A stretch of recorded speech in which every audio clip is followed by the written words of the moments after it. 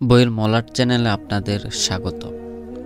বন্ধুরা, পড়ছিলাম মধ্যযুগে পৃথিবীর স্বর্গ নামক মুসলিমদের পুণ্যভূমি স্পেন বিজয়ের ঘটনা সংবলিত ইতিহাসভিত্তিক উপন্যাস দামেস্কের কারাগারে। উপন্যাসটি রচনা করেছেন উর্দুভাষী ঔপন্যাসিক এনায়েতুল্লাহ আলতামাস। আজ পর্বের ষষ্ঠ পর্ব। আমি আশা করছি আপনাদের ভালো লাগবে, আর আপনাদের উৎসাহে উপন্যাসের বাকি পর্বগুলো দিতে আমাকে শক্তি যোগাবে। তাই লাইক, কমেন্ট, শেয়ার ও সাবস্ক্রাইব করে পাশে থাকবেন। ধন্যবাদ।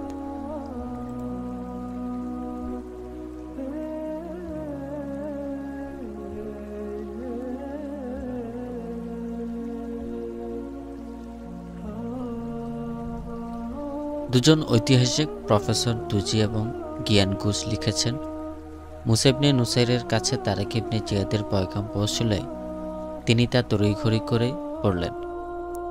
আবেগে তার চেহারা লাল হয়ে গেল। ৮ দিন যুদ্ধের বিস্তারিত বিবরণ তারেক ইবনে জিয়াদ দিয়েছিলেন, কিন্তু মুসা ইবনে নুসাইর তাতে পূর্ণ শান্ত হলেন না। তুমি তোমার ভাষায় শোনাও, বার্তাবাহককে মুসা বললেন।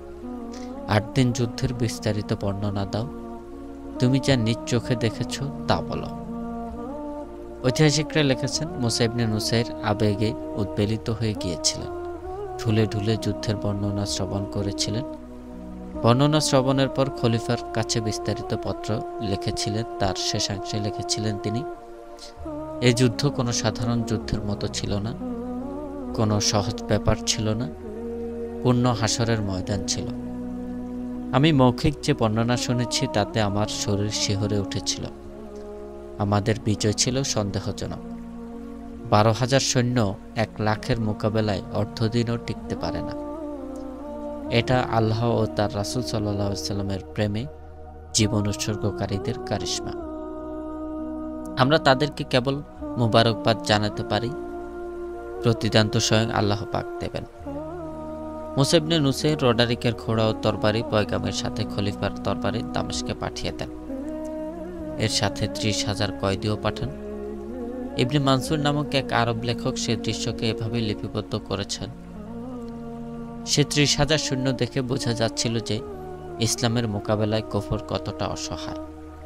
কয়েদি দলকে ভীতির চাদর ঢেকে নিয়েছিল। এতদিন তারা বাতিল আকীদা বিশ্বাসে বন্দী ছিল তাদের বাদশাহর গোলাম, আর এখন তারা যুদ্ধবন্দী হয়ে হেঁটে চলেছে। তাদেরকে এই খবর তখনও দেয়া হয়নি যে তোমরা ঘোর হতাশা হতে বেরিয়ে আলোর পথে যাচ্ছ, বাতিল হতে হকের দিকে যাচ্ছ। তাদেরকে খবর দেয়া হয়নি যে ইসলামের বাদশাহ জালেম নয়, নির্যাতনকারী ও নিপীড়ক নয়। ইসলামের মনিব গোলাম একই মর্যাদা রাখে। একজন ইউরোপিয়ান কবি রডারিকের পরাজয়ের বিবরণ এভাবে দিয়েছেন, যখন রডারিকের সৈন্য পরাজিত হলো তখন সে একটা উঁচু টিলার উপর গিয়ে পরিস্থিতি দেখতে লাগলো। সে দেখতে পেল গতকালও যে শাহী পতাকা পতপত করে উঠছিল আজ তা ছিন্ন ভিন্ন হয়ে রক্ত মাখা মাটিতে পড়ে আছে। সে মুসলমানদের বিজয়ধ্বনি শুনতে পেল। তার পরাজিত, নিরাশ, বিস্ফোরিত আঁখি যুগল তার জেনারেল ও ক্যাপ্টেনদেরকে তালাশ করতে লাগলো, কিন্তু দেখলো যারা নিহত হয়েছে তারা ছাড়া বাকিরা পলায়ন করছে। রডারিক ধ্বনি উচ্চারণ করে নিজেকে সম্বোধন করে বললেন, আমার ফৌজের লাশের গণনা কেউ করতে পারবে না। কে করতে পারে এত বিপুল পরিমাণ শবদেহের গণনা? এত বিস্তৃত ময়দান রক্তে রঞ্জিত হয়েছে।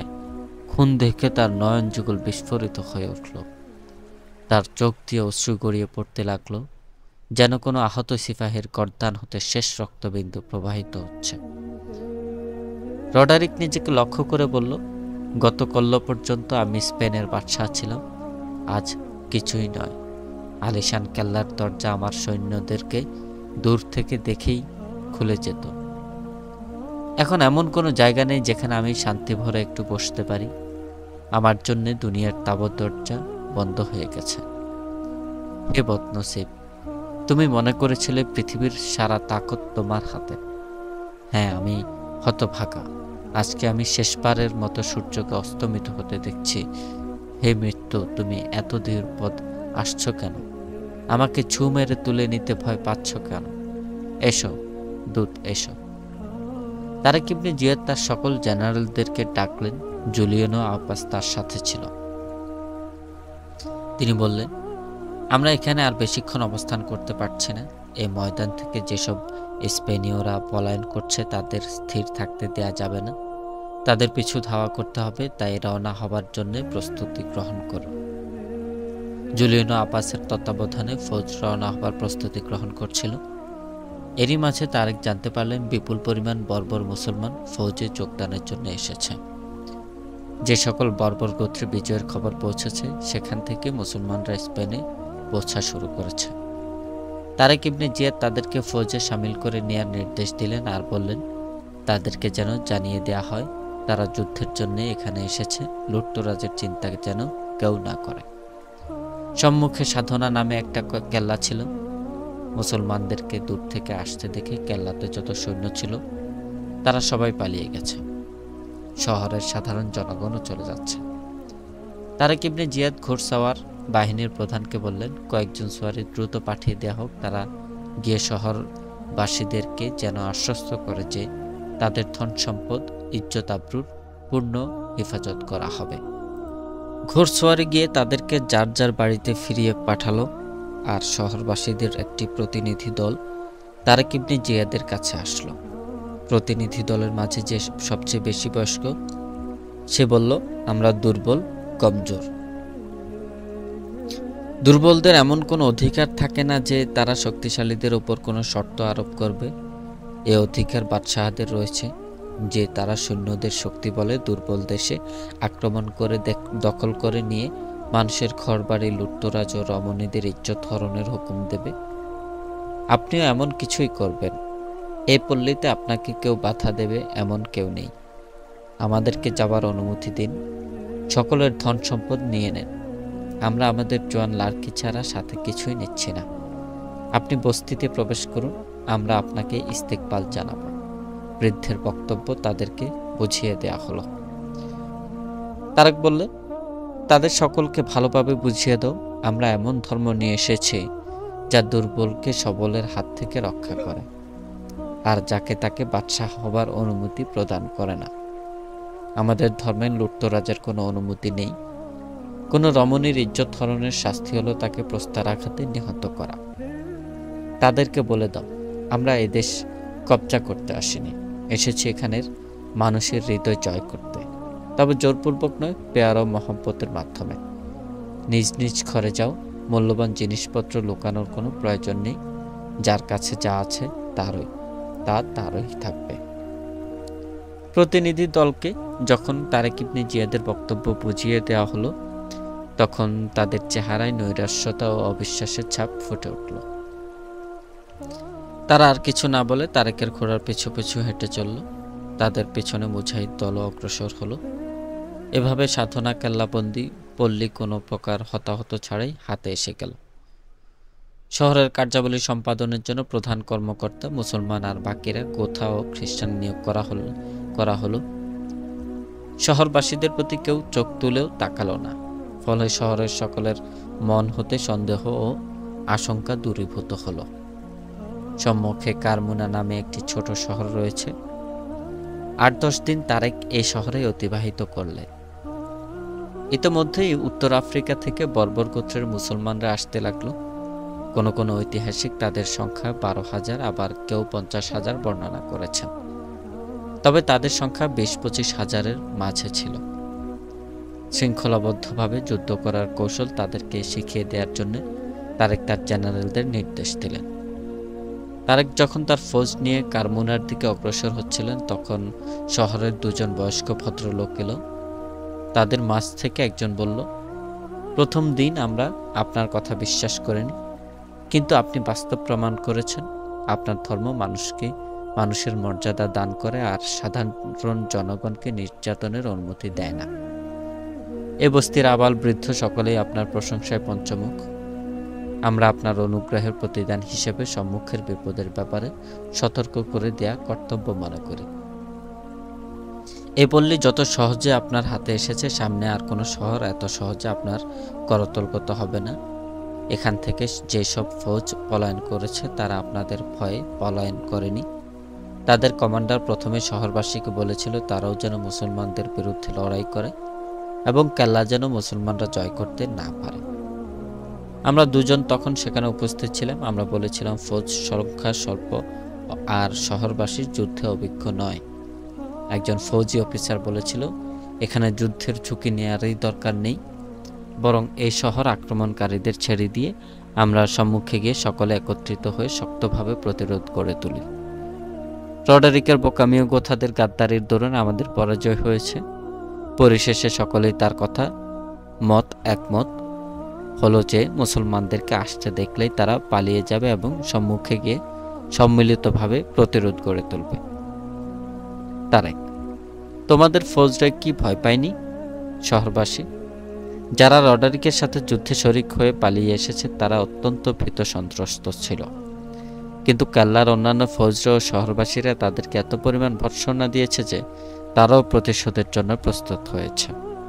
তাদের অন্তরে এখন ভয় নেই, আছে প্রতিশোধ স্পৃহা। আমরা আপনাকে সতর্ক করার জন্য এসেছি যে সম্মুখে মোকাবেলা খুব কঠিন হবে।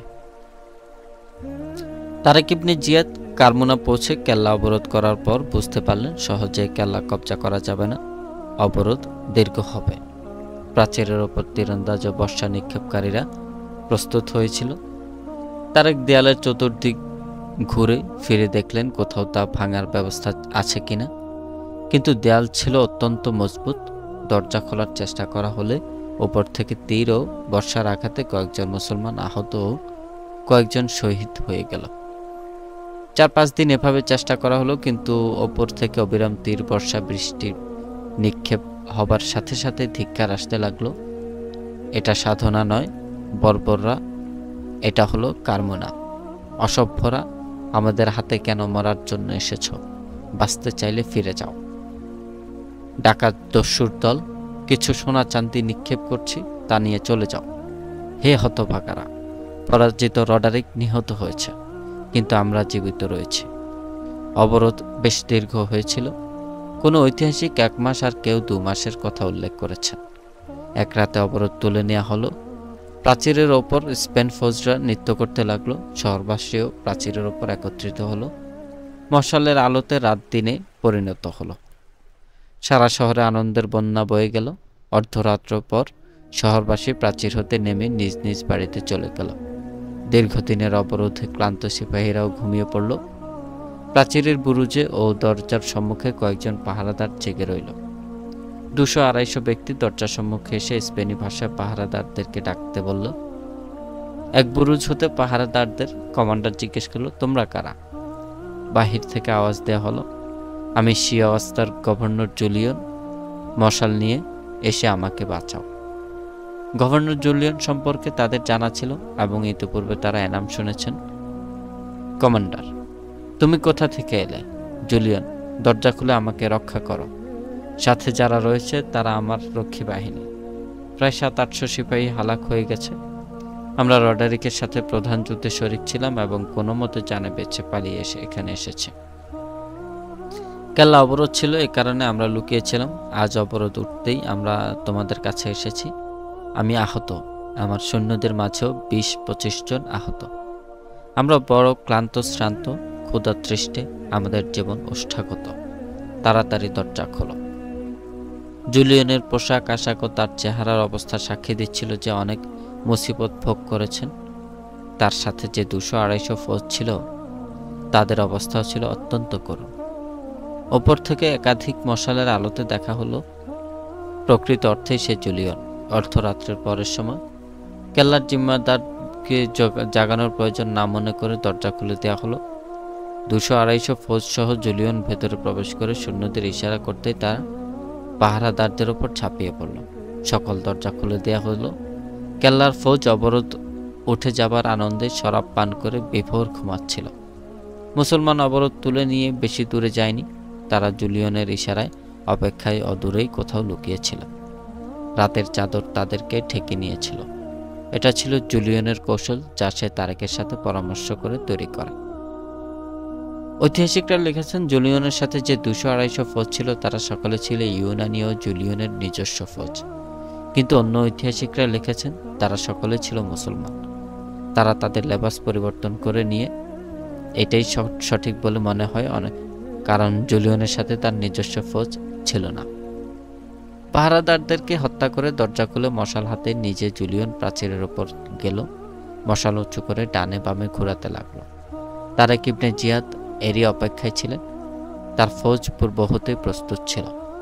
তারেক ঘোড়া দৌড়ানোর সাথে সাথে তার ফৌজরা প্লাবনের ন্যায় কেল্লার দিকে ছুটে চলল এবং খোলা দ্বার দিয়ে সোজা কেল্লার ভেতরে চলে গেল।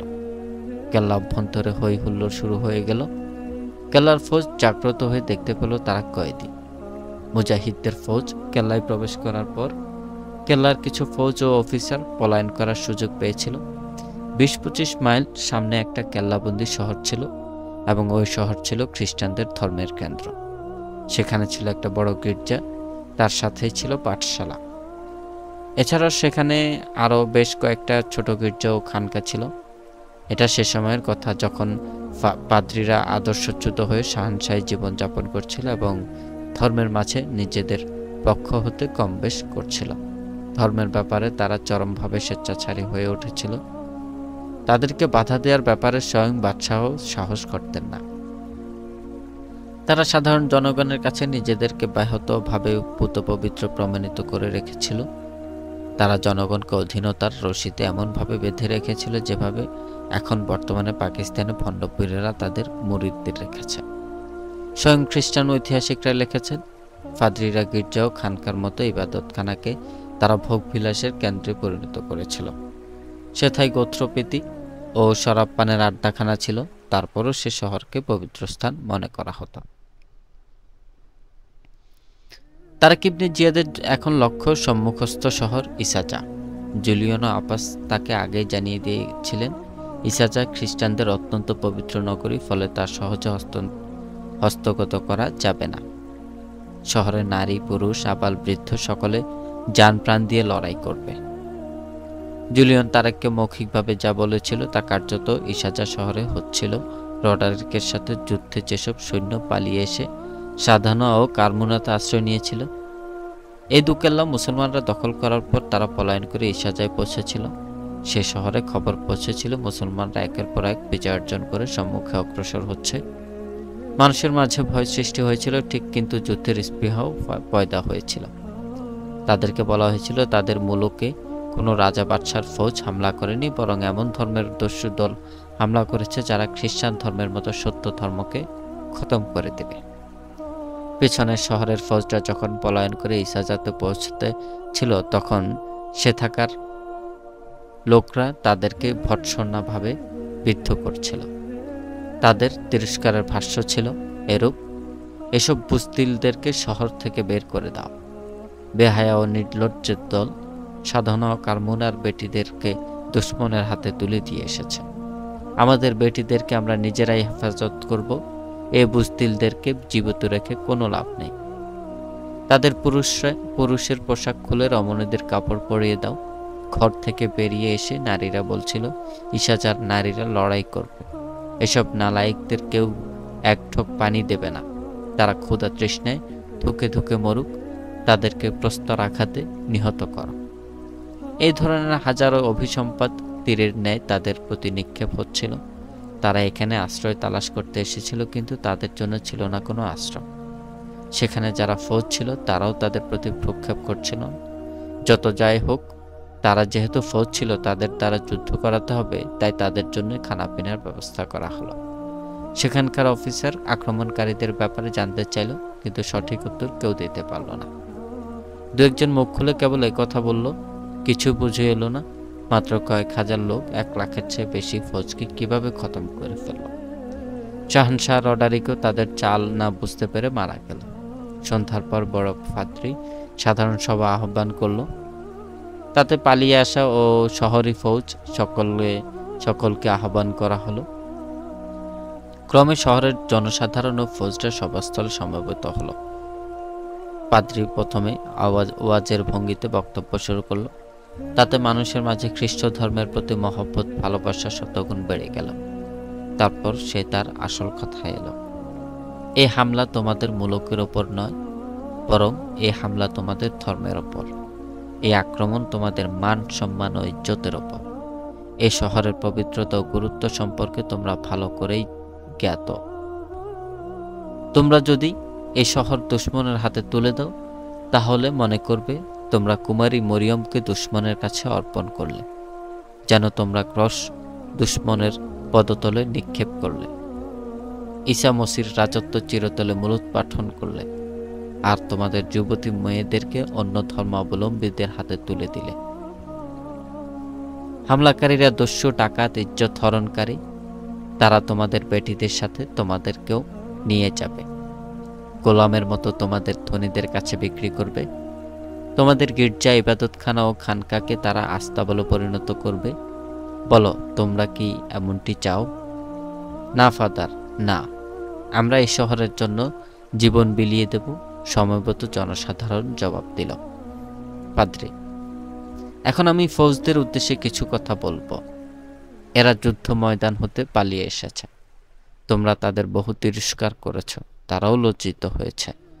লড়াইয়ের ময়দান থেকে পলায়ন করা পাপ কাজ। এখন যদি তারা বীরত্বের সাথে যুদ্ধ করে দুশমনকে পরাজিত করে, তাহলে তাদের পূর্বের পাপ মোচন হয়ে যাবে। আর যে এই শহর রক্ষার্থে নিজের জীবন উৎসর্গ করবে, সে স্বর্গে প্রবেশ করবে। ফৌজদের মাঝে যুদ্ধ স্পৃহা ফিরিয়ে আনার জন্য পাদ্রী অত্যন্ত জোরালো বক্তৃতা পেশ করল। শ্রোতারা তাকবীর ধ্বনি দিয়ে তার বক্তব্যকে স্বাগত জানালো এবং আমজনতা ও ফৌজ সকলেই জীবন বাজি রেখে যুদ্ধের জন্য প্রস্তুত হলো।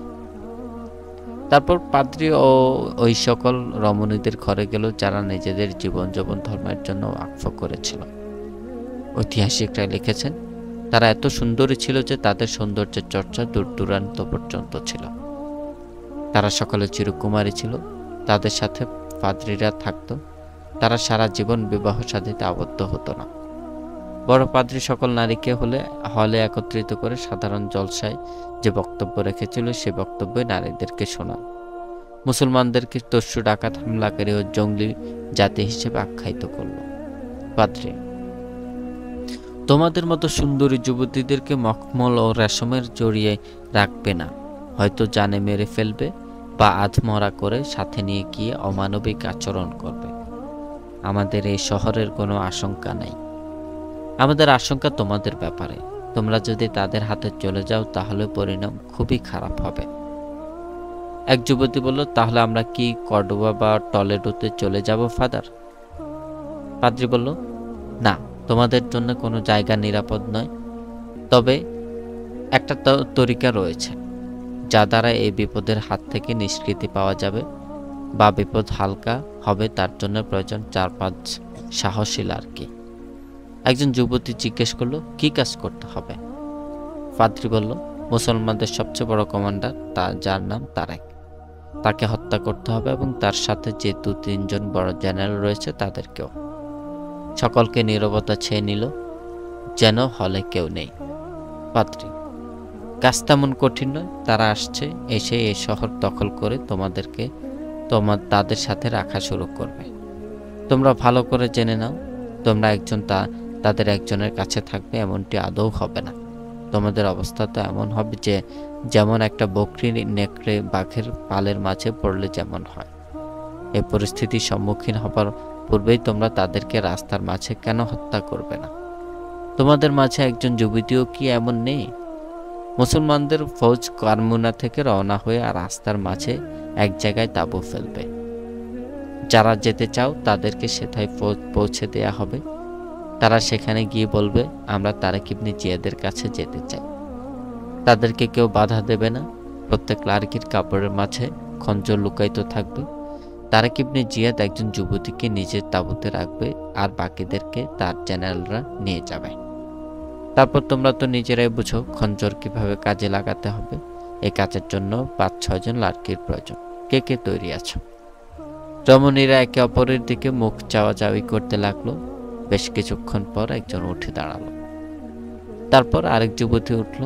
তারা দুজন এই বিপজ্জনক মিশনে যাবার জন্য তৈরি বলে জানাল। তাদের দুজনের পীড়াপিড়িতে আরেকজন রাজি হলো। পাদ্রী, 3 জনই যথেষ্ট, তোমরা আমার সাথে এসো। পাদ্রী তাদেরকে কেল্লার জিম্মাদারের কাছে নিয়ে গেল। জিম্মাদার একজন অভিজ্ঞ জেনারেল ছিল। সে রমণীদেরকে কোনো মিশনে পাঠানো হবে এবং তারা সে কাজ কিভাবে সম্পাদন করবে তা ভালো করে বুঝিয়ে দেবে। ফৌজের সাথে তারেক ইবনে জিয়াদ কারমুনা হতে ইসাজার দিকে রওনা হলেন। 25-30 মাইল রাস্তা মুসলমানরা একদিনে অতিক্রম করত। মুসলমানদের দ্রুত পায়দল চলার কথা তৎকালে মশহুর ছিল। পৃথিবীর যেখানেই তারা যুদ্ধ করেছে, পায়ে হেঁটে সেখানে তারা দুশমনকে বিস্মিত করে দিয়েছে। সুলতান সালাহউদ্দিন আইয়ুবী ও সুলতান মাহমুদ গজনবীর পায়দল অগ্রসরতাকে ইউরোপের ঐতিহাসিকরা প্রাণ খুলে মোবারকবাদ জানিয়েছেন। তারেক ইবনে জিয়াদ তার সৈন্যবাহিনীকে একদিনে 25-30 মাইল অতিক্রম করাতেন, কিন্তু ইসাজাতে পৌঁছেই যেহেতু শহর অবরোধ করে অতি দ্রুত শহর কব্জা করতে হবে, তাই সৈন্যদের এক রাত আরামের বড় প্রয়োজন ছিল। ফলে তিনি পথিমাঝে তাঁবু স্থাপন করেছিলেন। তাঁবু স্থাপন করা হয়েছে, রাতের আধার গাঢ় হয়ে আসছে। তারেক তার তাঁবুতে এরই মাঝে সংবাদ দেওয়া হলো এক স্পেনি বৃদ্ধ তার সাথে 3 জন যুবতী লাড়কিও রয়েছে। তারা সিফা সালারের সাথে সাক্ষাৎ করতে চায়। তারেক তাদের সকলকে ভেতরে আহ্বান করে দারোয়ানকে নির্দেশ দিলেন দুভাষী পাঠানোর জন্য। দারোয়ান বেরিয়ে গেলে তারেক রমণীদের দিকে নজর তুলে তাকালেন। তারপর তার চেহারাতে এমন ছাপ ফুটে উঠল যেন তিনি ইতিপূর্বে এত সুন্দরী লাড়কি আর কোনোদিন দেখেননি। রমণীরা গভীরভাবে তারেককে দেখছিল আর মুচকি হাসছিল। দুভাষী আসলে তারেক ইবনে জিয়াদ তাকে বললেন, এদেরকে জিজ্ঞেস করো তারা এখানে কেন এসেছে। বৃদ্ধ কারণ বর্ণনা করার পর রমণীরা একে একে কিছু বলল। দুভাষী তারেক ইবনে জিয়াদকে লক্ষ্য করে বললেন, এরা ইসাজা হতে কারমুনা যাচ্ছিল। এ মেয়েদের মাঝে একজন হলো ফুফু আর 2 জন হলো তার ভাতিজি। তাদেরকে বলা হয়েছে কারমুনাতে শান্তি ফিরে এসেছে, এখন ইসাজার ওপর হামলা হবে। হামলাকারীরা মেয়েদেরকে জোরপূর্বক ধরে নিয়ে গিয়ে তাদেরকে হত্যা করবে। এ ভয়ে তারা কারমুনা যাচ্ছিল। তারেক, তারা আমার কাছে এসেছে কেন? দুভাষী, বৃদ্ধ বলছে, ক্ষুধা তৃষ্ণা তাদেরকে আপনার দরবারে নিয়ে এসেছে। তারা ফৌজদের কাছে খানাপিনা চাইতে পারত, কিন্তু তারা লাড়কিদের উত্ত্যক্ত করবে, এ কারণে তারা আপনার দরবারে আসাটা ভালো মনে করেছে। আর এই রমণীরা আপনাকে ধন্যবাদ জানাচ্ছে ও প্রশংসা করছে। তারেক দারোয়ানকে ডেকে বললেন, এদের 4 জনের জন্য তাও তৈরি করো, বিছানা বিছাও, খানা তৈরি করো।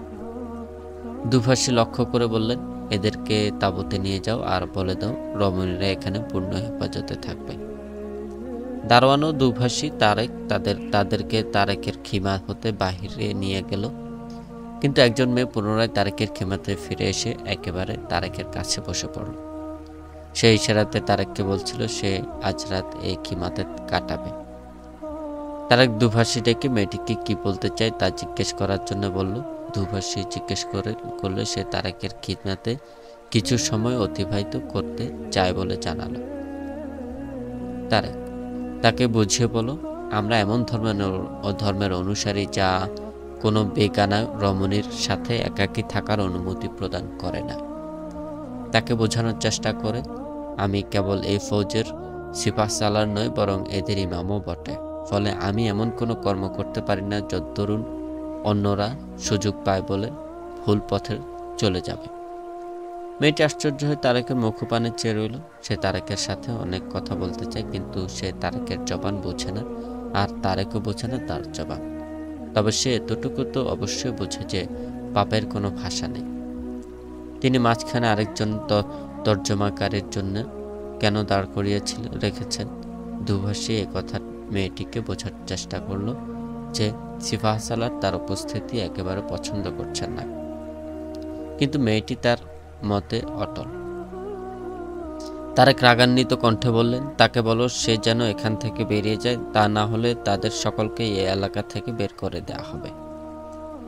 তর্জমান মেয়েটিকে বলল, সিফাহ সালার অত্যন্ত গোস্বান্বিত, এখান থেকে চলে যাও, না হলে সকলকে বের করে দেওয়া হবে। মেয়েটি আরো বেশি আশ্চর্য হয়ে তারেক ইবনে জিয়াদের মুখ পানে চাইলেও সে ধীরে ধীরে তারেকের দিকে অগ্রসর হলো। একেবারে তারেকের কাছে গিয়ে সে তার ফ্রকের তলদেশ হতে একটা খঞ্জর বের করে তারেকের পদতলে খঞ্জর রেখে দিয়ে হাঁটু গেড়ে বসে পড়ল। তারেক কিছুটা বিস্মিত হয়ে দুভাষীর দিকে তাকালেন। দুভাষী মেয়েকে জিজ্ঞেস করলো ব্যাপারটা কি। মেয়েটি বলল, আমি যা শুনেছিলাম তা ভুল প্রমাণিত হলো। আজ আমি সর্বপ্রথম এমন ব্যক্তি দেখলাম যে আমার মতো সুন্দরী যুবতী ললনাকে ফিরিয়ে দিল। আমি এই সিফাহ সালারকে হত্যা করতে এসেছিলাম। আমার সাথে যে দুজন লাড়কি এসেছে তারাও একই উদ্দেশ্যে এসেছে। আর ওই বৃদ্ধ ব্যক্তি যে আমাদের সাথে এসেছে সে আমাদের কোনো আত্মীয় নয়। তাকে আমাদের বড় পাদ্রী ও কেল্লাদার পাঠিয়েছেন। তারা আমাদেরকে বলেছিল, তোমরা এভাবে মুসলমানদের প্রধান সেনাপতির কাছে পৌঁছবে, তারপর সে তোমাদের সৌন্দর্য মাধুরী ও যৌবন চূড়া দেখে খাস কামরাতে তোমাদেরকে স্থান দেবে, আর তোমরা সুযোগ বুঝে তার বুকে খঞ্জর বসিয়ে দেবে, তারপর মুখ চেপে ধরে গর্দান কেটে ফেলবে, অতঃপর কামরা হতে চুপিসারে নিরাপদে বেরিয়ে আসবে। এমনইভাবে বাকি দুজন মেয়েরও দুজন সালারকে কতলের প্ল্যান ছিল। তুমি তোপার সিফাহ সালারকে বলো, তিনি আমাকে যে শাস্তি দিবেন তা আমি মাথা পেতে নিতে প্রস্তুত রয়েছি। তারেক, তাদেরকে কোনো শাস্তি দেব না। তারা স্বেচ্ছায় আসেনি, তাদেরকে পাঠানো হয়েছে। তবে যে ব্যক্তি তাদেরকে নিয়ে এসেছে তাকে সকাল ফজর নামাজের পর কতল করা হবে। মেয়েটি যখন তারেক ইবনে জিয়াদের ফয়সালা শুনল তখন বলল সে আরো কিছু কথা বলতে চায়। তারপর সে বলতে লাগলো, সিফাহ সালার হয়তো আশ্চর্য বোধ করবেন, এ মেয়ে কত বড় বীরাঙ্গনা, দুঃসাহসী যে একজন বিজয়ী সিফাহ সালারকে কতল করতে এসেছে। আমি এত বড় বীরাঙ্গনা নই, তবে আমাদেরকে জোরপূর্বক যে জীবনযাপনে বাধ্য করা হয়েছে তাতে আমরা অতিষ্ঠ হয়ে উঠেছি। আমাদের ধর্মের লোক আমাকে এবং আমার সাথীদেরকে সম্মানের দৃষ্টিতে দেখে, কারণ আমরা ধর্মযাচিকা, আর আমাদের দিবারজনী অতিবাহিত হয় ইবাদতখানায়। আমাদেরকে কুমারী মনে করা হয় এবং একজন যাজিকা ও যাজক আজীবন অবিবাহিতই থাকে, কিন্তু বস্তুত যাজক যাজিকা কেউই কুমারী থাকে না। আমাদের ইবাদতখানার সাথে আমাদের আরামগাহ, তাতে দিন রাত সর্বদা চলে অপকর্ম পাপাচার। ফৌজের বড় বড় অফিসাররাও সেথায় আসে, শরাব পান করে উন্মাদ হয়ে আমাদের সাথে রাত যাপন করে, কিন্তু দিনের আলোতে গির্জা ও ইবাদতখানাতে নসিহত ও প্রার্থনার মাধ্যমে মানুষকে খোদার ভয় দেখানো হয়। তাদেরকে এ ধারণা দেওয়া হয় যে ফাদ্রী ও জাজিকারা আসমান থেকে অবতারিত নিষ্পাপ ফেরেশতা। এই ধর্মগুরুরা টলেডোর শাহী মহলকে নিজেদের করতলগত করে রেখেছে। রডারিকের মতো জালেম বাদশাহ তাদেরকে ভয় পেত। তারেক ইবনে জিয়াদ ভয় পেত না, বরং ধর্মগুরুদের সামনে মাথা নত এ কারণে করত যাতে তারা আকর্ষণীয় সুন্দরী যুবতী জাজিকা তার দরবারে পেশ করে। তারেক তর্জমানকে বললে, এ মেয়ের কথা বেশ অর্থবহ, তাকে বলো সে যেন আরো কিছু কথা আমাদেরকে শোনায়। মেয়েটি বলল, ইসাজা খ্রিস্টানদের একটি পবিত্র শহর, কিন্তু প্রার্থনালয়ে যেসব যাজিকারা রয়েছে তারা অধিকাংশই ইহুদিদের কন্যা। আমিও ইহুদি। আমার বাবা একজন ব্যবসায়ী। আমার বয়স যখন 13-14 বছর তখন আমাকে জোরপূর্বক এক গির্জাতে নিয়ে গিয়ে বৈরাগিনী বানানো হয়। আপন বাবা মা ভাই বোন বাড়িঘর তো আমার থেকে ছিনিয়ে নেওয়া হয়েছিলই, কিন্তু অধিকন্তু ফাদ্রীরা আমার সবচেয়ে মূল্যবান যে জিনিস ছিনিয়ে নিচ্ছে তা হলো আমার কুমারিত্ব। তবে মানুষ আমাকে কুমারী যাজিকা বলে সম্মান করত। আমি যে কাহিনী বর্ণনা করলাম তা প্রত্যেক বৈরাগিনীর জীবন বৃত্তান্ত। আমি সিফাহ সালার কাছে আবেদন পেশ করছি, খ্রিস্টানরা যে শহরকে পবিত্র মনে করে তাতে আগুন লাগিয়ে দেন এবং পাপরাশিতে নিমজ্জিত শহরের নাম নিশানা মিটিয়ে দেন। মুসলমানদের প্রধান সেনাপতিকে আমার এই শরীর ছাড়া আর কিছু ইনাম হিসেবে পেশ করতে পারি না। আমার একান্ত ইচ্ছে আমি ইসলাম ধর্ম গ্রহণ করে আর তিনি আমাকে শাদী করুন, কিন্তু আমার এই বাসনা পূর্ণ হতে দেব না, কারণ আমি একজন অপবিত্র মেয়ে আর সিফাহ সালার খোদাপ্রিয় ও অনেক বড় সম্মানী ব্যক্তি। আমি দৃঢ় বিশ্বাস নিয়ে বলছি, বিজয় তোমাদের অবশ্যম্ভাবী, পরাজয় ওই সকল ধোঁকাবাজদের হয় যারা ধর্মের নেবাস পরিধান করে অগোচরে পাপের সাগরে হাবুডুবু খায়। তারেক ইবনে জিয়াদ তর্জমানকে লক্ষ্য করে বললেন, এই লাড়কিকে ওই লাড়কিদের কামরাতে নিয়ে যাও, আর এদের সাথে যে আদমি এসেছে তাকে এখানে নিয়ে এসো। মেয়েটি চলে গেল। মেয়েদের সাথে যে বৃদ্ধ এসেছিল সে তারেকের কামরাতে প্রবেশ করল। যে খঞ্জর মেয়েটিকে তারেকের পদতলে রেখেছিল তা তারেক ইবনে জিয়াদের হাতে ছিল। তুমি কি এ খঞ্জর দ্বারা আমাকে হত্যা করতে চাও?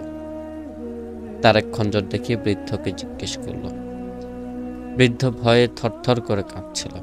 তার চোখগুলো হয়েছিল এত বড় বড় যেন মণি বেরিয়ে আসবে।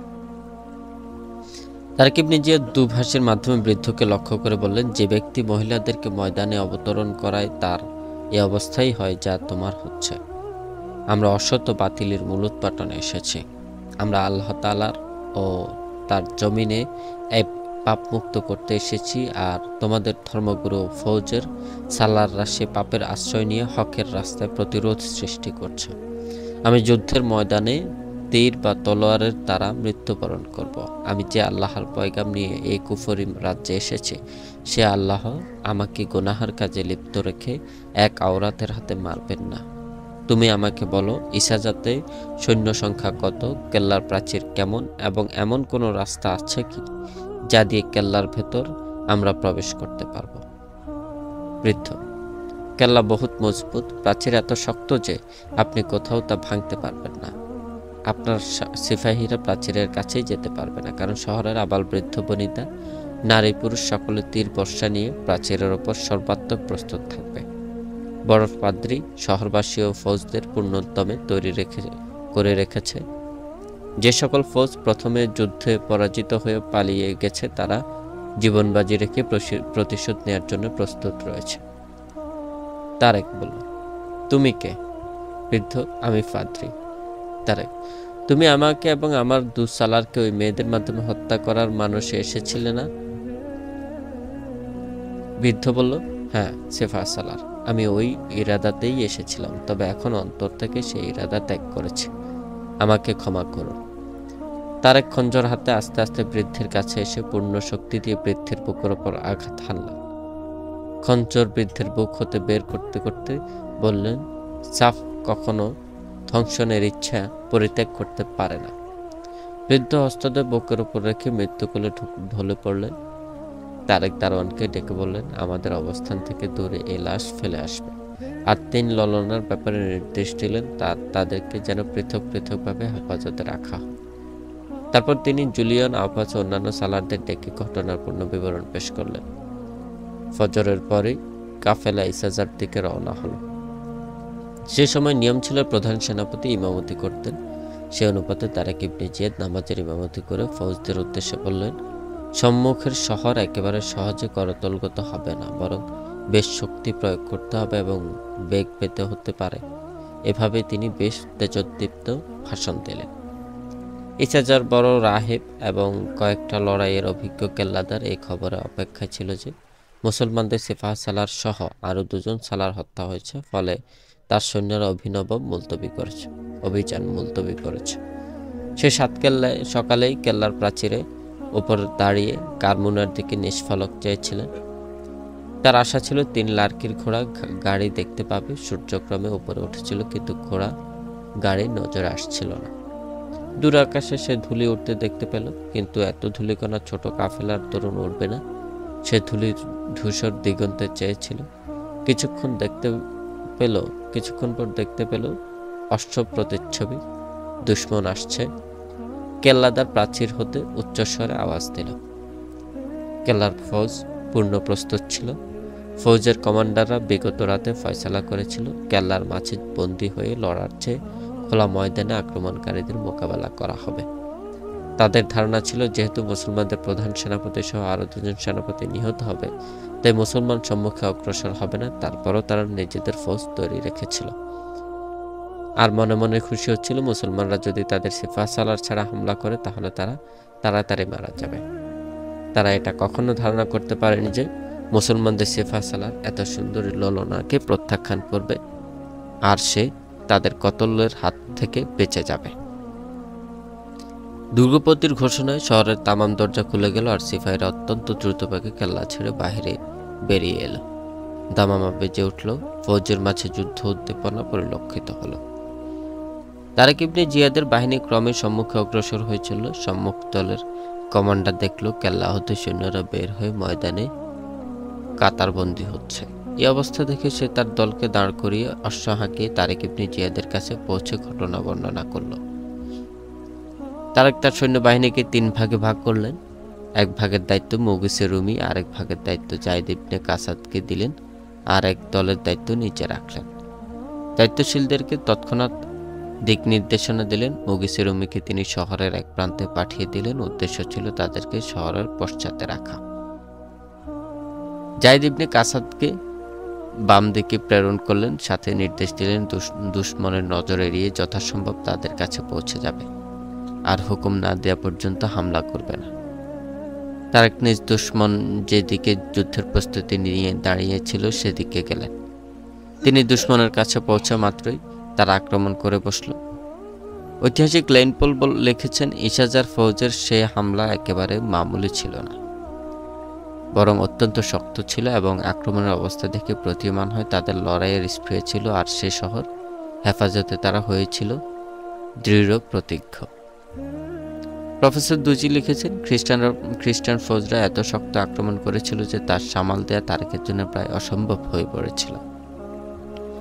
তারেকের সৌভাগ্য যে সে কয়েক হাজার নূতন বর্বর ফৌজ এসে তার ফৌজে যোগ দিয়েছিল, তা না হলে ইসাজার ফৌজরা তার পরাজয় ডেকে আনত। বর্বর কম জন্মগতভাবে লড়াকু যুদ্ধবাজ, তাই সহজে পরাজয় স্বীকার করে নেওয়া তাদের জন্য অসম্ভব ছিল। ফলে তারা জীবন বাজি রেখে লড়াই করছিল, কিন্তু তাদের অনেক ফৌজ মৃত্যুকূলে ঢলে পড়েছিল। ইসাই ফৌজের জেনারেল মুসলমানদের পশ্চাৎ হতে আক্রমণ করার জন্য তার বাম পার্শ্বের দলকে বাম দিকে পাঠিয়ে দিলেন। সৈন্যদল পেছনে যেতে লাগলো, কিন্তু তাদের জানা ছিল না যে সেদিকে মুসলমানদের একটি দল রয়েছে। মুসলমান সৈন্য দলের কমান্ডার খ্রিস্টান ফৌজ আসতে দেখে তার সৈন্যবাহিনীকে আরও পেছনে নিয়ে গেল, যাতে খ্রিস্টানরা তাদের দেখতে না পায়। খ্রিস্টান বাহিনী আরও কিছুটা সম্মুখে গিয়ে ডান দিকে ফিরে সামনে অগ্রসর হচ্ছিল। এরই মাঝে যায়েদ ইবনে কাসাদ তার বাহিনী নিয়ে তাদের উপর ঝাঁপিয়ে পড়লেন। দুশমনরা প্রস্তুতি নেয়ারই সুযোগ পেল না। এতে তারেক ইবনে জিয়াদের পশ্চাৎ একেবারে নিরাপদ হয়ে গেল। যুদ্ধ ছড়িয়ে পড়ল। শহরের প্রতিরক্ষা প্রাচীরে দাঁড়িয়ে সাধারণ জনতা এই ভয়াবহ যুদ্ধ প্রত্যক্ষ করছিল। তারা মুগিসে রুমির বাহিনী দেখতে পেল। তারা বাম দিকে শহর হতে কিছুটা দূরে তারেক ইবনে জিয়াদের হুকুমের অপেক্ষায় ছিল। একজন শহরী দ্রুত গিয়ে মুগিসে রুমির সংবাদ তাদের জেনারেলকে দিল। জেনারেল তার ডান দিকের বাহিনীকে মুগিসের দিকে পাঠিয়ে দিল। মুগিসে রুমি অত্যন্ত চৌকস ছিলেন ও সচেতন।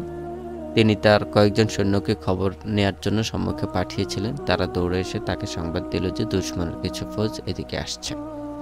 মুগিস তারেক ইবনে জিয়াদের নির্দেশের অপেক্ষা না করে তার বাহিনীকে সম্মুখে অগ্রসর হবার হুকুম দিলেন। তার কাছে বেশ যথেষ্ট পরিমাণ অশ্বারোহী ছিল। মুগিসে রুমি সামনাসামনি না লড়ে তার সৈন্যবাহিনীকে আরও সম্মুখে নিয়ে দুশমনের পার্শ্ব থেকে হামলা করলেন। তাদের আক্রমণ এত কঠিন ছিল যে দুশমন পিছু হটতে লাগলো। তাদের পিছনে ছিল শহরের প্রাচীর। তারা সর্বশক্তি দিয়ে লড়াই করছিল, কিন্তু মুগিসের বাহিনী তাদের উপর এমন চাপ সৃষ্টি করলো যে তারা পিছু হটতে হটতে তাদের পিঠে দেয়ালে ঠেকে গেল। তার সম্মুখে অগ্রসর হবার আপ্রাণ চেষ্টা করলো, কিন্তু মুসলমানরা তাদের সে চেষ্টা সফল হতে দিল না। বর্বর মুসলমানরা একান্তভাবে জীবন বাজি রেখে লড়ে গেল। যুদ্ধ 3 ভাগে ভাগ হয়ে গিয়েছিল। তারেক ইবনে জিয়াদ সবচেয়ে বিপদে ছিলেন। তার দুপাশের সৈন্যরা পৃথক পৃথকভাবে যুদ্ধে লিপ্ত হয়েছিল। কোনো কৌশল অবলম্বনেরও কোনো রাস্তা ছিল না। তার প্রতিটি সৈন্য নিজে নিজে লড়াই করছিল। তার কোনো রিজার্ভ বাহিনী ছিল না। তারেক নিজে একজন মামুলি সৈনিকের মতো লড়ছিলেন। তার ফৌজের ক্ষতি হচ্ছিল ব্যাপকভাবে। যায়েদ ইবনে কাসাদা যেহেতু দুশমনের পশ্চাৎ হতে আক্রমণ করেছিলেন, এই কারণে দুশমনের লোকসান বেশি হয়েছিল। যায়েদ ইবনে কাসাদা ছিলেন অত্যন্ত বিচক্ষণ সালার। তিনি দূর থেকে দেখতে পেলেন তারেক ইবনে জিয়াদ বেশ বিপদে আছেন, তাই তিনি তার সৈন্যের 1/4 তারেকের সাহায্যে পাঠিয়ে দিলেন। এতে তারেকের বিপদ কিছুটা হালকা হলো। কিন্তু খ্রিস্টান ফৌজরা তাদের পবিত্র নগরী রক্ষার্থে জীবন বাজি রেখে অত্যন্ত দৃঢ়তার সাথে যুদ্ধ করছিল। মুগিসে রুমি ইসাই ফৌজকে যে ফাঁদে ফেলেছিলেন, এতে তাদের বেশ লোকসান হচ্ছিল। তারা প্রতিপক্ষের ঘোড়া ও প্রাচীরের মাঝে বন্দী হয়ে পড়েছিল। তারা অনেকেই ঘোড়ার পেট হতে পড়ে পদতলে পিষ্ট হচ্ছিল। অশ্বারোহীরা এমন বিক্ষিপ্ত হয়ে পড়েছিল যে তীর তরবারি চালানো একেবারে মুশকিল হয়ে দাঁড়িয়েছে। তারা পরস্পর একে অপরের বিরুদ্ধে লড়াই করছিল। দুশমনের ঘোড়া অক্ষত রাখার ব্যাপারে তারেকের বিশেষ নির্দেশ ছিল, যাতে ওই ঘোড়া প্রয়োজনে নিজেদের কাজে আসে, কিন্তু এই পরিস্থিতিতে মুগিসি রুমি ঘোড়ার পরোয়া করলেন না। দুশমনের ঘোড়া জখম করার ব্যাপারে নির্দেশ দিলেন। এই নির্দেশের ফলে বর্বর মুসলমানরা অশ্বারোহীর সাথে সাথে ঘোড়ার শরীরেও তীর বর্ষা দিয়ে আঘাত হানতে লাগলো। এতে করে যে ঘোড়া আহত হলো সে তার আরোহীর বাঘ মানল না। কিছু অশ্বারোহী অন্য অশ্বের পদতলে পৃষ্ঠ হলো। দুশমনরা পালাতে লাগলো, কিন্তু খুব কম সংখ্যকই পালাতে পারল। মুগিস তার কিছু ফৌজ তারেকের মদদে পাঠিয়ে দিলেন। এতে তারেকের বিপদ আরও হালকা হয়ে গেল। যুদ্ধের হাল যা খ্রিস্টানদের পক্ষে যাচ্ছিল তা ঘুরে গেল। ইতিহাস খ্রিস্টান ফৌজকে জানায় সাধুবাদ, কারণ তারা যে সাহসিকতা ও দৃঢ়তার সাথে লড়ে মুসলমানদের যে পরিমাণ ক্ষতি করেছিল তা বেশ ব্যাপক ছিল। মুসলমানরা এত পরিমাণ ক্ষতির জন্য প্রস্তুত ছিল না। তারা প্রথম পর্যায়ে বিজয়ের খুশিতে ছিল।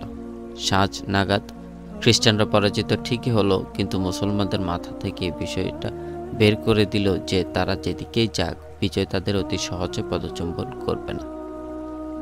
এদিকে দিবসের সূর্য ডুবছিল, অপরদিকে খ্রিস্টানদের বাহাদুরের সূর্য হলো অস্তমিত।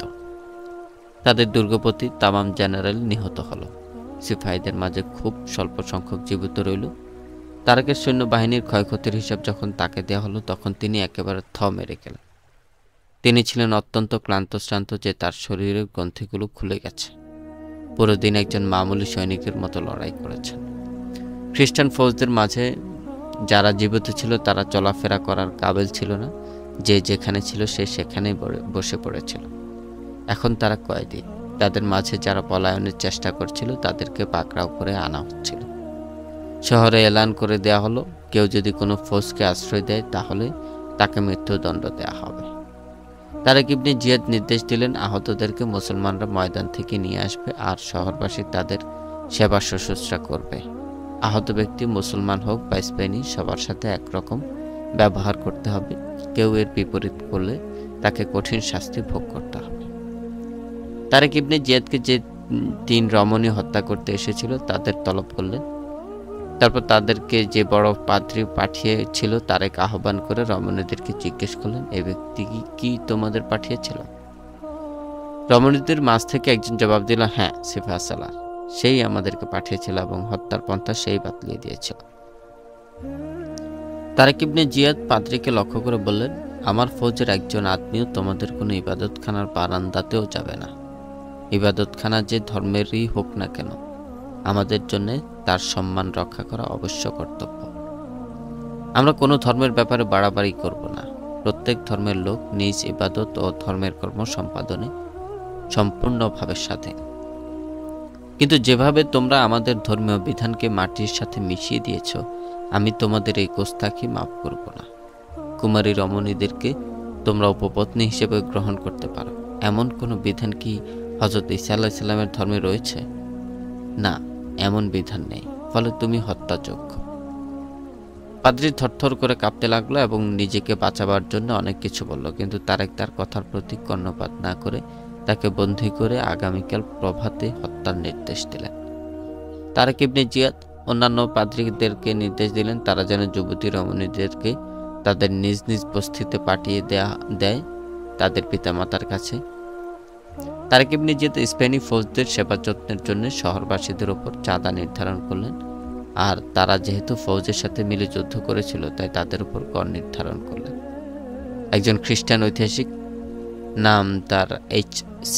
সিকার্ড, তিনি লিখেছেন, তারেক ইবনে জিয়াদ যখন ইজাজার বিজয়ার্জন করলেন তখন পাদ্রীরা পরস্পর বলাবলি করতে লাগলো, মুসলমানরা হিংস্র জাতি, তাদের সাথে অত্যন্ত খারাপ ব্যবহার করবে। যুবতী বৈরাগিনীরা তাদের ভয়ে নিজেদের চেহারা বিকৃত করে ফেলেছিল, তারপরও তাদের প্রতি মুসলমানরা বিন্দুমাত্র দয়া করেন, তাদেরকে হত্যা করেছে। কিন্তু H.P. সিকার্ডের এই বক্তব্যকে তার স্বজাতি ঐতিহাসিকরা প্রত্যাখ্যান করেছেন। তারা লিখেছেন, পাদ্রীরা মুসলমানদের আচার ব্যবহারে এত মুগ্ধ হয়েছিল যে তাদের অনেকে ইসলাম গ্রহণ করেছিল, আর যুবতী জাতিকারা মুসলমান ফৌজের সাথে পরিণয়ে আবদ্ধ হয়েছিল। একজন ইউরোপিয়ান ঐতিহাসিক লিখেছেন, মুসলমানরা যে অমুসলিমদের ইবাদতখানা নষ্ট করেছে, ইতিহাসে এর কোনো প্রমাণ পাওয়া যায় না। তারেক ইবনে জিয়াদ শহরের দায় দায়িত্ব খ্রিস্টান অফিসারদের হাতে সুপর্দ করেছিলেন, কিন্তু তাদের ওপরস্থ কর্মকর্তা ছিল মুসলমান। পরের দিন সকালে শহীদদের লাশ 5 কাতারে সারিবদ্ধ করে তারেক ইবনে জিয়াদ যখন জানাজার নামাজ পড়াচ্ছিলেন, তখন এক হৃদয় বিদারক বেদনা বিধুর অবস্থার অবতারণা ঘটেছিল। শহীদের কাফন শহরবাসীর ব্যবস্থা করেছিল। শহরবাসীরা শহীদদের জানাজা ও দাফনের দৃশ্য প্রাচীরের উপর দাঁড়িয়ে প্রত্যক্ষ করছিল।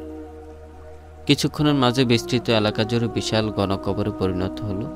কবরস্থান ওইসব মুজাহিদদের সমাধিস্থল যারা সর্বপ্রথম ইউরোপ পর্যন্ত আল্লাহ তাআলার একাত্মবাদের ও রাসূল সাল্লাল্লাহু আলাইহি সাল্লামের রিসালাতের দাওয়াত পৌঁছে দিয়েছিলেন।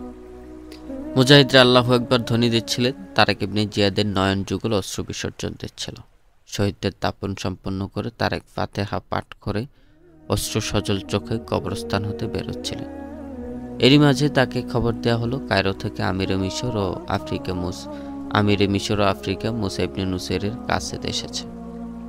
তারেক কাসেদ থেকে পয়গাম নিয়ে পড়তে লাগলেন। পয়গাম পড়তে পড়তে তার চেহারার রং পরিবর্তন হয়ে গেল। তার কাছে জুলিয়ন ও অন্যান্য সালাররা ছিল। তোমাদের কেউ কি বলতে পারো এর নির্দেশের মাঝে কি দানেশমন্দি রয়েছে? অস্বাভাবিক অবস্থায় তারেক তার সালারদেরকে জিজ্ঞেস করলেন। তারপর মুসা ইবনে নুসাইরের পয়গাম পড়ে তাদেরকে শোনাতে লাগলেন। মুসা ইবনে নুসাইর তারেককে লক্ষ্য করে লিখেছিলেন, বিবেকের দাবি হলো তুমি যেখানে আছো সেখানেই অবস্থান করবে, তা না হলে বিজয়ের উল্লাসের সম্মুখে অগ্রসর হতে হতে হঠাৎ পরাজয়ের মুখে পড়তে হতে পারে। সম্মুখে অগ্রসর হবে না যতক্ষণ দ্বিতীয় পয়গাম না পাঠাই বা আমি নিজে আরো ফৌজ নিয়ে উপস্থিত না হই।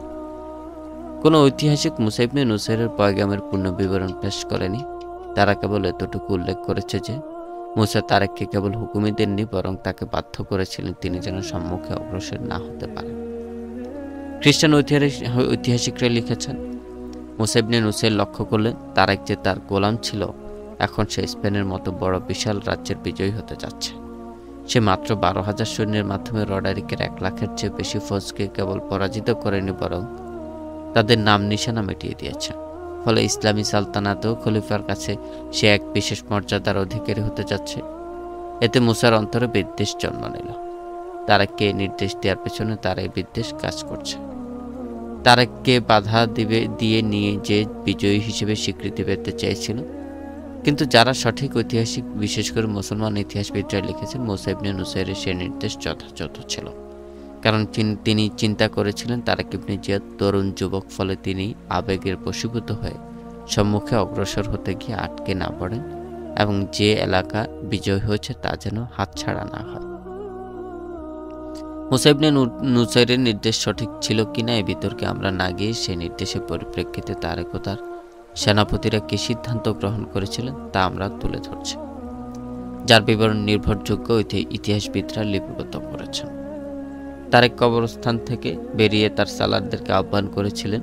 সালারদের সাথে তিনি জুলিয়নকেও রেখেছিলেন, কারণ জুলিয়ন ছিলেন বয়স্ক অভিজ্ঞ অধিকন্তু তিনি খ্রিস্টান হওয়া সত্ত্বেও তার স্বজাতির বিরুদ্ধে তারেকের সাথে পূর্ণ বিশ্বস্ততার সাথে পরিচয় দিয়ে কৃতিত্ব দেখিয়েছিলেন। তারেক ইবনে জিয়াদ, হে আমার বন্ধুবর, তোমরা আমাকে পরামর্শ দাও। আমি বুঝতে পারছি না আমিরের এই হুকুমের মাঝে কি হিকমত লুকায়িত রয়েছে। একদিকে ইসলামের বিধান, আমিরের অনুসরণ, তার বিরুদ্ধাচরণ করো না। অপরদিকে আমরা যদি সামনে অগ্রসর না হয়ে এখানে স্থির বসে থাকি, তাহলে স্পেনীরা মনে করবে যে আমাদের বিপুল পরিমাণ সৈন্য শহীদ হয়েছে, তাই আমরা সামনে অগ্রসর হতে ভয় পাচ্ছি। মুগিসে রুমি, ইবনে জিয়াদ, স্পেনীরা যা মনে করার তা করুক, কিন্তু আমাদের দেখার বিষয় হলো যে আমরা স্পেনীদের ঘাড়ের ওপর চেপে বসেছি। এখন আমরা যদি তা হতে অবতরণ করি, তাহলে স্পেনীরা বিক্ষিপ্ত শক্তিকে একত্রিত করে আমাদের জন্য বিপদের কারণ হতে পারে। আমরা দুশ্মনের ওপর ভীতির চাদর বিছিয়ে দিয়েছি। আমি এর মাঝে কোনো হিকমত খুঁজে পাচ্ছি না যে আমরা দুশ্মনকে একত্রিত হবার সুযোগ দেব। জুলিয়ন, লক্ষ্য করো তারেক, আমিরের হুকুম তামিলের ব্যাপারে তোমাদের ধর্মের যে নির্দেশ সে ব্যাপারে আমি কিছু বলবো না। আমাদের ধর্মের নির্দেশ তোমাদের মতোই, তবে আমি যদি এমন নির্দেশ দেয় যে যদ্দরুন ধর্মের অনুসারীদের ক্ষতি হয়, এমন হুকুম পালন করাকে আমি পাপ মনে করি। তুমি চিন্তা করো তারেক, তুমি কয়েকটা যুদ্ধে বিজয় অর্জন করলে, বিশেষ করে রডরিকের সাথে বড় বড় আমির ওমারা ও অভিজ্ঞ সেনাপতিদেরকে হত্যা করেছ। স্পেন ফৌজের আসল বুঝকে তুমি চুরমার করে দিয়েছ।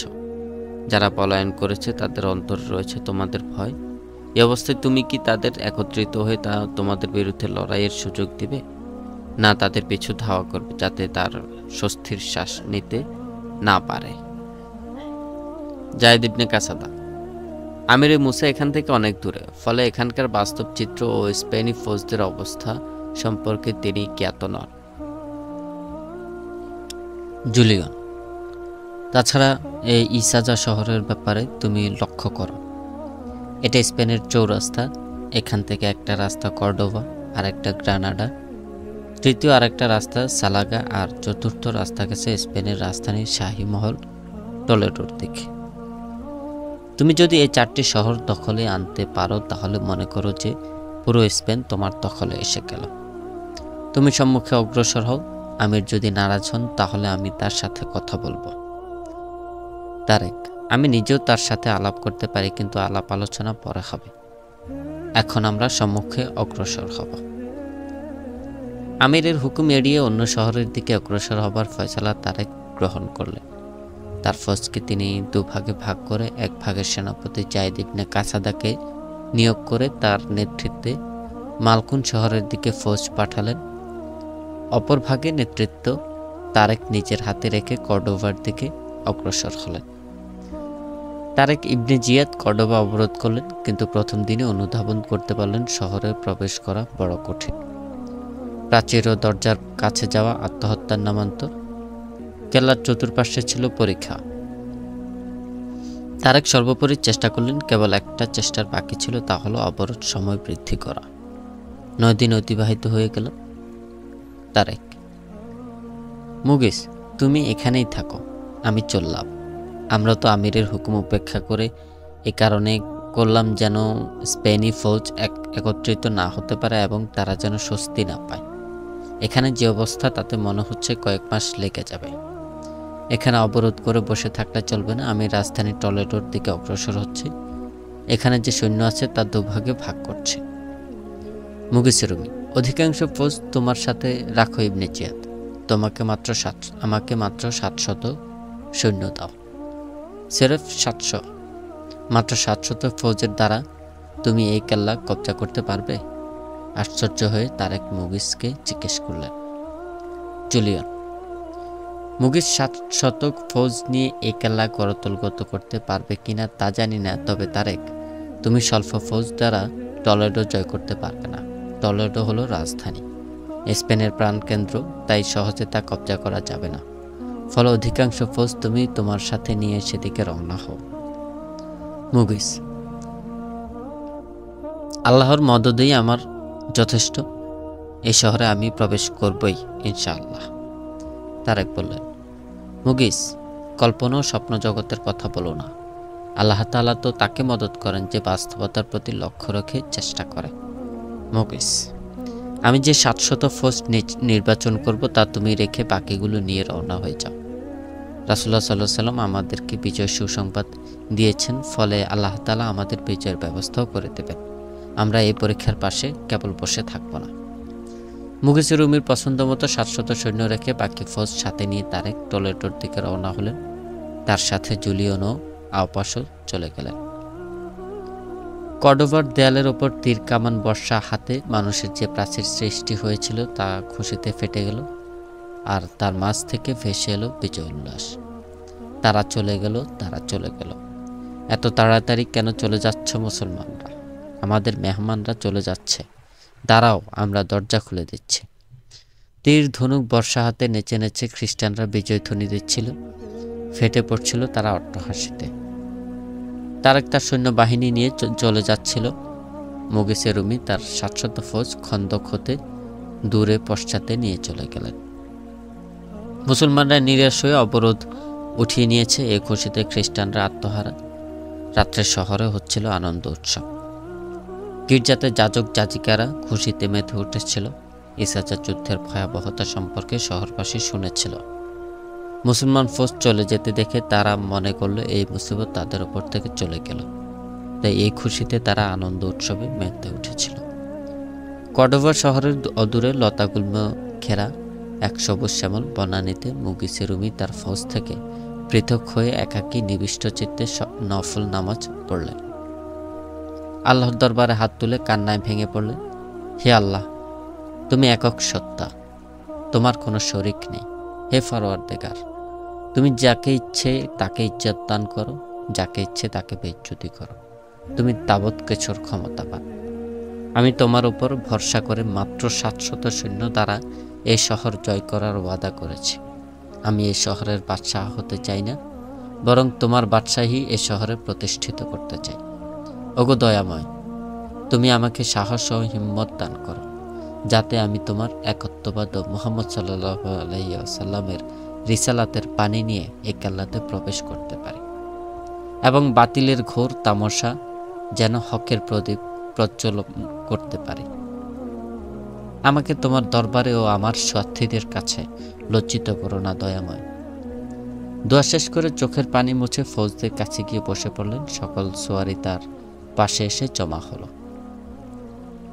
উচ্চস্বরে মুগিসে রুমি বলতে লাগলেন, হে আমার প্রিয় সাথীরা, আমি সিফাহ সালারকে বলেছিলাম আমাকে কেবল 700 সোয়ারি দিন, আমি আপনাকে এই শহর উপহার দেব। আমি আমার দাবি ও প্রতিশ্রুতি পূর্ণ করার জন্য তোমাদেরকে নির্বাচন করেছি।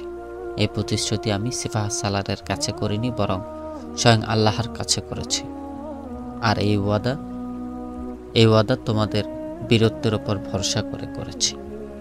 আল্লাহর কাছে অঙ্গীকার করো, আমরা হয়তো এই শহরের প্রাচীর ভেঙে তাতে প্রবেশ করব, তা না হলে সকলে মৃত্যুর সুরা পান করব। আল্লাহ তোমাদের সাথে আছেন, তোমরাও আল্লাহর সাথে থেকো। সমস্বরের জবাব দিল, আমরা তোমার সাথে আছি, আমরা অঙ্গীকারবদ্ধ হচ্ছি। আমরা হয়তো এই শহর দখলে নেব, তা না হলে জীবন দেব। সকালবেলা মুগিসে রুমি একাকী বেরোলেন। কেল্লা ও শহর প্রতিরক্ষা প্রাচীর দেখার মানুষে হয়তো প্রাচীরের ওপর ওঠার বা তা ভাঙার উপযুক্ত কোনো জায়গা পাওয়া যেতেও পারে। একজন রাখাল ভেড়া বকরি নিয়ে আসছিল। সে মুগিসকে দেখে সালাম করে জিজ্ঞেস করলো, আমাদের বাদশাহকে যারা পরাজিত করেছে, আপনি কি সেই ফৌজের একজন? মুগিস স্পেনি জবান জানতেন, তাই জবাব দিলেন, হ্যাঁ দোস্ত, আমি তোমাকে তোমার দুশমন মনে তুমি আমাকে তোমার দুশমন মনে করছো? রাখাল, আমরা খুবই গরিব, কাউকে দুশমন ভাবার ক্ষমতা আমাদের নেই। মুগিস রাখালের সাথে বন্ধুসুলভ আলাপ করতে করতে তার সাথে যেতে লাগলেন। রাখাল বললেন, দাঁড়াও, তোমরা যদি এ শহরের ভেতর প্রবেশ করতে চাও তাহলে পিছন দিকে চলে যাও। সেদিকে দড়িও আছে, খন্দকও আছে। এক জায়গায় প্রাচীর একটু ভাঙা আছে, সেই জায়গায় আলামত হলো সেখানে একটা বৃক্ষ আছে, যার ডাল প্রাচীরের উপর গিয়ে পড়েছে। সেটা হতে তোমরা প্রাচীর ভাঙতে পারো।